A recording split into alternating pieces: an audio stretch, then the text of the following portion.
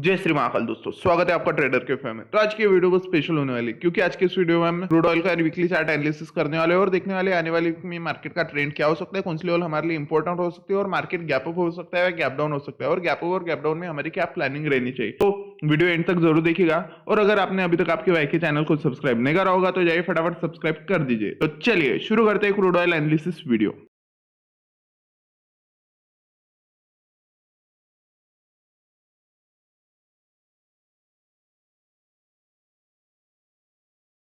Crude oil का आप अगर मेरा प्रीवियस वीक का प्रिडिक्शन देखोगे तो एकदम प्रॉम्प्ट था, जो कि मैंने आपको एक्सप्लेन कर दिया था कि मार्केट क्या है, यहाँ पे एक बाइंग जोन की ओर रिजेक्शन लेता हुआ नजर आ रहा है और यहाँ पे एक सिमिलर पैटर्न बन चुका है जो कि एक हैमर कैंडल स्टिक के जैसा था। यहाँ से क्या हो सकता है, बाइंग पावर हमें देखने को मिल सकती है। बस ये मैंने एक्सप्लेन कर दिया था। उसके बाद आप देखोगे मार्केट ने क्या बनाया, एक स्ट्रॉन्ग ग्रीन कैंडल। मतलब इस वीक में हमें मार्केट क्या दिखाई दे रहा है, एक स्ट्रॉन्ग बाइंग की साइड में दिखाई दे रहा है।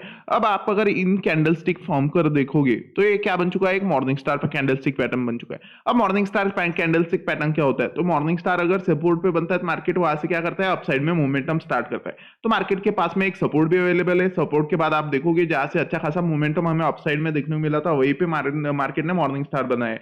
अब मॉर्निंग स्टार अगर मार्केट बना रहा है तो मार्केट अपसाइड में कहां तक जा सकता है, तो फर्स्ट टारगेट तो आपका अपसाइड में रहना चाहिए, जो कि मैं आपको बता रहा हूँ 6750। 6750 आपका फर्स्ट टारगेट क्यों रहना चाहिए, क्योंकि कहीं ना कहीं यहाँ से क्या हुआ था, मार्केट अप साइड में गया था, यहाँ से मार्केट को क्या मिला था, एक बाइंग जोन मिला था। मतलब यहाँ पे क्या है, कहीं ना कहीं यहाँ पे एक सपोर्ट जोन है। सपोर्ट जोन था तभी मार्केट ने एक बाउंस बैक अपसाइड में मारा था। अपसाइड में मारने के बाद मार्केट ने क्या किया, डाउन साइड में उनके एसएल खाकर फिर से रैली स्टार्ट कर दिया। अब मार्केट कहाँ पे रुका, मार्केट रुक चुका है जो कि 5750। मतलब ये क्या है, एक सपोर्ट जोन है। अब यहाँ पे अगर मॉर्निंग स्टार बना रहा है मार्केट, तो यहाँ पे क्या हो सकता है, मार्केट अपसाइड में यहाँ तक मोमेंटम ले सकता है, एज अ रिट्रेस्ट कर सकता है और फिर से डाउन साइड में आ सकता है। ठीक है, क्यों आ सकता है, एक सपोर्ट एज अ रेजिस्टेंस यहाँ पे एक्ट हो सकता है और मार्केट फिर से डाउन साइड की रैली शुरू कर सकता है। अगर ऐसा नहीं होता है और मार्केट इसके ऊपर क्लोज देता है तो उसके बाद में आपको लिख के देता हूँ, मार्केट क्या करता हुआ नजर आ सकता है, इनके एसएल उड़ाता हुआ आपको नजर आ सकता है। मतलब यहाँ पे जो लोग सेलिंग करके बैठे हैं उनके एसएल खाता हुआ आपको मार्केट कहीं ना कहीं दिखाई दे सकता है। अगर मार्केट इसके ऊपर ब्रेकआउट देता है तो आपके इसके ऊपर ब्रेकआउट देने के बाद आपको कुछ नहीं करना है, आपके एसएल ट्रेल करने आपका। उसके बाद में सेकंड टारगेट रहना चाहिए 7500 और उसके बाद में टारगेट रहना चाहिए 7750। ये टारगेट आपको अपसाइड में दिखाई देगी अगर मार्केट 6750 लेवल ब्रेक करता है तो फिलहाल हमें मार्केट वीकली चार्ट पे क्या दिखाई दे रहा है, वीकली चार्ट पे हमें क्लियर कट मार्केट बुलिशनेस दिखा रहा है।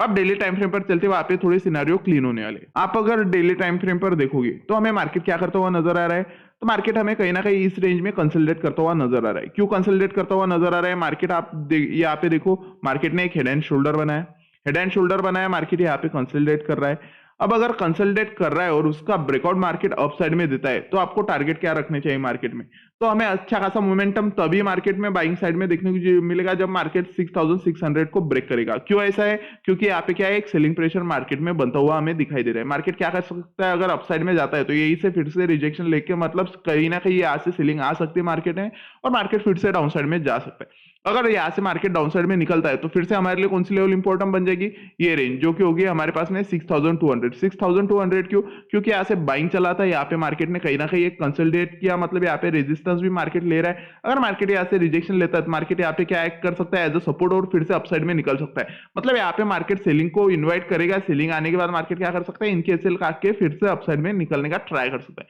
तो कहीं ना कहीं डेली टाइम फ्रेम पर हमारे लिए इंपॉर्टेंट रेंज बन चुके हैं 6600 और डाउन साइड में बन चुकी है 6200। ये दो रेंज हमारे लिए कहीं ना कहीं इंपॉर्टेंट बन चुके हैं। इस रेंज में अगर मार्केट क्या करता है, यहाँ पे अगर अच्छा खासा क्लोज देता है, मतलब ट्यूसडे के दिन अच्छा खासा, कल का दिन हमें यहाँ पे क्लोज देता हुआ नजर आता है, तो यहाँ पे क्या होगा, मोमेंटम हमें मार्केट में आता हुआ नजर आ सकता है। और कहां तक आ सकता है, 6600, ये हमारा टारगेट रहना चाहिए। उसके बाद क्या हो सकता है, उसके बाद फिर से मार्केट में यहाँ से सेलिंग प्रेशर बनता हुआ हमें नजर आ सकता है। तो यहाँ पे हमें ज्यादा वेट नहीं करना है, यहाँ पे हमारी सब एग्जिट कर देनी है क्वांटिटी। उसके बाद मार्केट अगर यहाँ से रिजेक्शन लेता हुआ नजर आता है तो हमें कुछ नहीं करना है, यहाँ पे सीधा सीधा फोकस करना है डाउन साइड में अपने सपोर्ट जोन पे। अगर इस सपोर्ट जोन पे मार्केट फिर से डाउन साइड से रिजेक्शन ले रहा है तो आपको बिना सोचे यहाँ से ट्रेड प्लान करना है। क्यों करना है, आपको एक्सप्लेन कर देता हूँ। यहाँ पे क्या होगा, यहाँ पे सेलिंग आएगा, मार्केट में सेलर्स यहाँ पे सेलिंग करने के लिए लग जाएंगे। अगर आप यहाँ से बाइंग करोगे तो आपको लिख के देता हूँ, मार्केट क्या करेगा, यहाँ से अपसाइड में जाएगा, अपसाइड में जाएगा, स्लोली स्लोली उसकी क्वांटिटी इंक्रीज होती जाएगी, मतलब वो बिल्डअप करता जाएगा। यहाँ से जैसे ही उसका बिल्डअप कंप्लीट होगा तो यहाँ से एकदम स्ट्रॉन्ग कैंडल यहाँ पे अप साइड में ब्रेकआउट देती हुई हमें नजर आ सकती है ग्रीन कैंडल। और ये स्ट्रॉन्ग क्यों बनेगी? क्योंकि इन लोगों की एसएल हंट होने वाली है। अगर इन लोगों की एसएल हंट होगी तो मार्केट क्या करेगा? यहाँ पे एक स्ट्रॉन्ग कैंडल बना सकता है। और ऐसा होता है तो आपके पास में सेकंड टारगेट मार्केट में देखने को मिल सकता है, जो कि आपका रहने वाला है 7000। 7000 आपको टारगेट देखने को मिल सकता है। 7000 देखने के बाद अगर 7000 भी ब्रेक होता है तो उसके बाद में तो अच्छा खासा बुलिश मोमेंटम मार्केट में बनता हुआ नजर आ सकता है। बट फिलहाल के लिए डेली टाइम फ्रेम पर मैंने आपको जो रेंज बताई है, रेजिस्टेंस जोन 6600 और एक सपोर्ट जोन 6200, ये दो रेंज आपके लिए बहुत इंपॉर्टेंट बन चुके हैं ट्यूसडे के दिन के लिए। ट्यूसडे के दिन अच्छा खासा अगर क्लोज अपसाइड में देता है तो उसके बाद में हमें बुलिश मोमेंटम मार्केट में दिखाई दे सकता है। बट कैंडल स्ट्रॉन्ग दिखनी चाहिए, न्यूट्रल कैंडल दिखनी नहीं चाहिए। अगर न्यूट्रल दिखेगी तो यहाँ पे क्या हो सकता है? सेलिंग प्रेशर भी सेम है और बाइंग प्रेशर भी सेम है, तो मार्केट कहीं ना कहीं यहाँ पे कंफ्यूज होता हुआ नजर आ सकता है। तो हमें क्लीन कैंडल स्टिक यहाँ पे देखने को मिलनी चाहिए। अब चलते हैं 50 मिनट टाइम फ्रेम पर। वहां पे मैं आपको एक्सप्लेन कर देता हूँ कि आपको ट्रेड प्लान कैसे करने हैं। तो आप अगर 50 मिनट टाइम फ्रेम पर देखोगे तो प्रीवियस डे हमें कहाँ पे ओपन होता नजर आया? बढ़िया सा गैप अप ओपन होता है 6150। उसके बाद में मार्केट ने फर्स्ट कैंडल क्लोज कहाँ पे दिया? एक स्ट्रॉन्ग बुलिशनेस हमें दिखाया 6226। मतलब कहीं ना कहीं 100 पॉइंट की मार्केट ने एक सिंगल कैंडल में यहाँ पे मूव कर लिया था। अब यहाँ पे मैं आपको एक्सप्लेन क्या करता रहता हूँ, अगर मार्केट अपसाइड में क्लोज दे रहा है तो आपको कुछ नहीं करना है, इस रेंज पे रिटेस्ट का वेट करना है। मार्केट किया क्या? यहाँ पे कंसोलिडेट किया अपसाइड में। यहाँ पे कैसे कैसे मार्केट ने बायर्स को इन्वाइट किया, बायर्स क्या हो गए? इन्वाइट हो गए। जैसे बायर्स की एंट्री यहाँ पे हो गई, मार्केट ने कही है उनकी एसएल हंट करके फिर से डाउन साइड में। अब यहाँ पे अपना एंट्री था। यहाँ पे एंट्री क्यों था? क्योंकि मार्केट क्या किया? प्रॉपरली अपने हिसाब से यहाँ पे रिटेस्ट हो चुका। अब रिटेस्ट के बाद क्या बस मैं सपोर्ट जोन के भरोसे यहाँ पे ट्रेड लूंगा? बिल्कुल भी नहीं। यहाँ पे मेरा रीजन क्या था? मेरा यहाँ पे फर्स्ट सपोर्ट था। सेकंड रीजन क्या था? यहाँ पे मेरा हैमर कैंडलस्टिक था। थर्ड रीजन क्या था? यहाँ पे मेरा 50 मूविंग एवरेज डाउन साइड से था। तो तीन कंफर्मेशन यहाँ पे मेरे थे। और उसके बाद में सबसे स्ट्रॉन्ग कंफर्मेशन क्या था? प्रीवियस डे का ट्रेंड। आप अगर देखोगे तो प्रीवियस डे क्या चला था? अच्छा खासा बाइंग चला था, तभी मार्केट गैप अप हुआ है। मतलब कहीं ना कहीं एक निकलाइन बन चुका था डब्ल्यू का। तो ये कहीं ना कहीं 4-5 कंफर्मेशन होने के बाद ही मैं ट्रेड प्लान करता हूँ। अब यहाँ पे ट्रेड प्लान किया था, अपना टारगेट तो सिंपल रहता है। अगर मार्केट सपोर्ट से ले रहा है तो अपना टारगेट रहता है रेजिस्टेंस तक का, जो मार्केट ने अपने को 4-5 कैंडल में फेंक के मार दिया था। उसके बाद वही से सेम लेवल से सेलिंग हमें बनता हुआ नजर आया था। अब यही से सेलिंग क्यों आया था? क्योंकि यही से मार्केट ने प्रीवियस टाइम रिजेक्ट किया था, तो कहीं ना कहीं सेलर्स यहाँ पे अवेलेबल थे।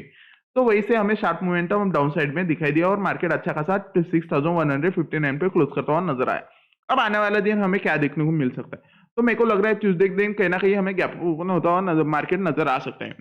गैप अप क्यों आ सकता है? क्योंकि आप यहाँ पे देखोगे मार्केट में हमें क्लियर कट क्या दिखाई दे रहा है? एक बाइंग प्रेशर दिखाई दे रहा है। सेलर्स ने डाउन साइड में पुश किया, यहाँ पे कहीं ना कहीं बाइंग चली, तभी एक हैमर कैंडलस्टिक बना।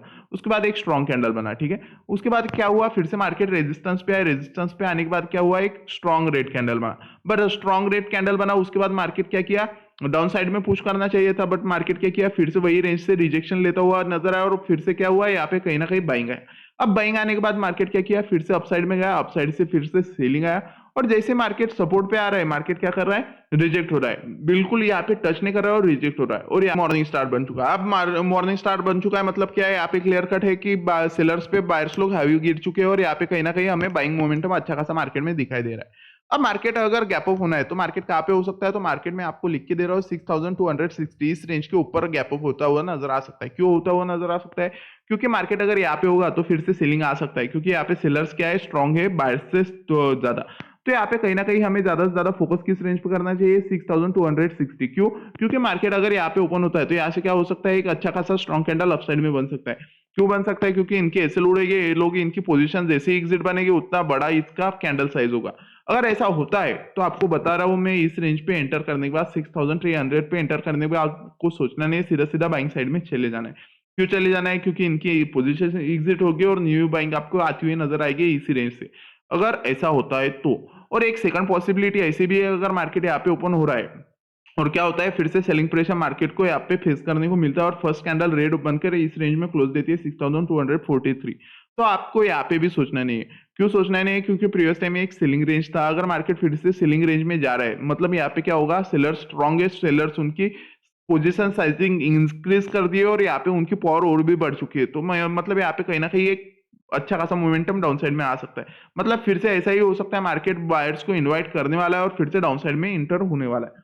तो कहीं ना कहीं आपको सबसे फोकस करने वाली लेवल कल के दिन के लिए रहने वाली 6300 जो रेजिस्टेंस एरिया है और 6240 जो एक सपोर्ट एरिया है। इस रेंज के बीच में मार्केट ओपन होने वाला है, यहाँ पे आपको सबसे ज्यादा फोकस करना है। अगर यहाँ पे आपका कंफर्म सेटअप बन रहा है तभी आपको ट्रेड प्लान करना है, वरना आपको ट्रेड प्लान नहीं करना है। ट्रेड आपको कॉल साइड में अगर यहाँ पे कंफर्म सेटअप है तभी करना है, नहीं तो आपको सीधा सीधा वेट करना है 6300 का इस रेंज का ब्रेक होने का। ब्रेक होने के बाद अगर आपका सेटअप अपसाइड में बन रहा है तो आप अपसाइड में जा सकते हो। अगर मार्केट डाउन साइड में ब्रेक करता है तो सीमेंट सिनारियो है, अगर यही से आपका डाउन साइड का सेटअप बन रहा है तो आप डाउन साइड में जा सकते हो, नहीं तो आपका सेटअप बनने वाला है 6243 ब्रेक होने के बाद। ये रेंज ब्रेक होने के बाद आप प्लान कर सकते हो। तो अपसाइड में आपके पास सबसे इंपॉर्टेंट रेंज कौन सी रहने वाली है? अपसाइड में आपके पास रहने वाली 6391, 6340, 6285, उसके बाद लास्ट लेवल रहने वाली 6243। ये रेंज पे आपको गैप अप होने के बाद मार्केट खेलता हुआ नजर आएगा। अब गैप डाउन में हमारे पास में कौन सी लेवल इंपॉर्टेंट हो सकती है? तो गैप डाउन में अगर मार्केट को गैप डाउन करना है तो मार्केट किस रेंज के नीचे गैप डाउन करेगा? जहां से मार्केट को बाइंग प्रेशर मिला है, मतलब कहीं ना कहीं जहाँ पे 6140 ये क्या बन चुका है? एक बाइंग रेंज बन चुका है। अगर मार्केट को गैप डाउन करना है तो मार्केट इस रेंज के नीचे यहाँ पे कहीं पे गैप डाउन करता हुआ नजर आ सकता है। अगर ऐसा होता है तो हमारे लिए सबसे इंपॉर्टेंट रेंज कौन सी बनने वाली है डाउन साइड में? तो सबसे इंपॉर्टेंट रेंज हमारे लिए बनने वाली है 6100। अब ये रेंज क्यों? क्योंकि मार्केट ने क्या किया था प्रीवियस टाइम, आप देखोगे मार्केट ने एक अच्छा खासा मोमेंटम लिया था और यहीं पे रिटेस्ट करने के बाद मार्केट फिर से बाइंग साइड में गया था। मतलब जो गैप अप हुआ था प्रीवियस डे में वो यहीं से बनता हुआ नजर आया। मतलब इस रेंज पे क्या है? बायर स्ट्रांग है। तो कहीं ना कहीं ये रेंज हमारे लिए इंपॉर्टेंट बनने वाला है अगर मार्केट गैप डाउन होता है तो। गैप डाउन के बाद अपने को ज्यादा से ज्यादा फोकस क्या करना है? इस रेजिस्टेंस पे और इस सपोर्ट पे। मार्केट क्या कर रहा है गैप डाउन के बाद? अगर ग्रीन कैंडल बना रहा है तो रेजिस्टेंस पे फोकस करना है, रेजिस्टेंस पे मार्केट कर क्या रहा है। अगर रेजिस्टेंस पे मार्केट रिजेक्शन लेने के बाद अपना सेटअप डाउन साइड में बन रहा है तो अपन डाउन साइड में प्लानिंग करेंगे। अगर रेजिस्टेंस ब्रेक हो रहा है और सेटअप अप साइड में बन रहा है तो अपन कॉल साइड में प्लान करेंगे। अगर मार्केट की फर्स्ट कैंडल डाउन साइड में जा रही है और अपने सपोर्ट से क्या कर रही है? रिजेक्शन ले रही है, तो यहाँ से अपन क्या करेंगे? अपना सेटअप ढूंढेंगे कॉल साइड की ओर। क्यों? क्योंकि डाउन साइड से रिजेक्शन है। अगर सेटअप अप साइड में बन रहा है तो अपन यहाँ से कॉल साइड में जाएंगे। अगर सेटअप नहीं बन रहा है तो अपन ट्रेड नहीं लेंगे। अगर मार्केट सीधा सीधा रेंज को ब्रेक कर रहा है तो हम फिर भी वेट करेंगे। वेट काय का? तो मेरा सेटअप सिंपल रहता है रिटेस्ट का। अगर रिटेस्ट नहीं होगा तो मैं ट्रेड नहीं लेता, क्योंकि अपन को अपने पैसे एम्प्टी नहीं करना, अपना अकाउंट अपने को बचा के रखना है एंड तक। तो अगर मेरा सेटअप बनेगा तभी मैं ट्रेड लेता हूँ, नहीं बनता तो अपन बस मार्केट को देखते रहते। तो मार्केट में कहीं ना कहीं सेटअप बहुत मैटर करता है। अगर फर्स्ट कैंडल इसके नीचे क्लोज देता है और अच्छा खासा मार्केट डाउन साइड में जाकर अपना रिट्रेस कंप्लीट करता है तो यहाँ से मैं क्या जाऊंगा? सेलिंग साइड में जाऊंगा।